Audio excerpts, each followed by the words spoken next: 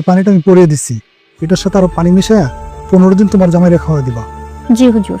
আর এই তাবিজটা তোমার জামাই যে বালিশে ঘুমায় ওই বালিশটা ভিতরে লুকায় রাখবা, যাতে উনি না দেখে।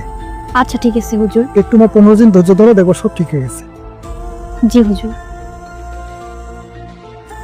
আরে শোনো, আর 5000 টাকা তোমার দিতে হবে। আরে এটা হাদিয়া, আল্লাহর রাস্তায় এটা খরচ করি, আমি খাবো না করতে। ঠিক আছে হুজুর, আমি কালকে এসে টাকাটা দিয়ে যাব। ঠিক আছে। এই রিমা, রিমা, কি হয়েছে, এভাবে ডাকছে কেন? তোমাকে না গত পরশুদিন ওই যে 5000 টাকা দিয়েছিলাম, ওই টাকাটা দাও, আমার আজকে লাগবে টাকাটা। ও আচ্ছা, টাকাটা তো আমি খরচ করে ফেলেছি। খরচ করে ফেলেছো মানে? টাকা না আমি তোমাকে রাখতে দিয়েছি, কি কাজে খরচ করেছো টাকা? আরে ঘর ভাড়া চাইছিল, ঘর ভাড়া দিয়ে দিয়েছি। দরবারে তো আমি দিয়েছি, আর ওই টাকাটা আমি মার জন্য পাঠাবো সেই জন্য রেখেছি। আচ্ছা ঠিক আছে, আমি কথা বলবো। আমার ব্যাংক দাও, অবশ্যই যাচ্ছি আমি। এই নাও। আর শোনো, তুমি সবকিছু গুজরাজ করে রেখো, আগামী সপ্তাহে আমরা বাড়ি যাবো। ঠিক আছে। ঠিক আছে, আল্লাহ হাফিজ।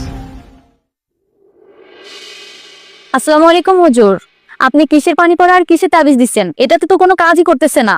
আমার হাজবেন্ড তো সে আগের মতোই আছে, ওর তো কোনো পরিবর্তন দেখছি না। এই তো আগামী সপ্তাহে আমার হাজবেন্ড আমাকে নিয়ে বাড়িতে যাবে, বাড়িতে গেলে তো আবার আমাকে রেখে আসবে। তাহলে আপনাকে এতগুলো টাকা দিয়ে আমার লাভটা কি? আপনাকে দিয়ে তো আমার কোনো কাজই হলো না। কার সাথে কথা বলতেছো? না মানে বাড়িতে কথা বলছিলাম। আর কত নাটক করবো আমার সাথে?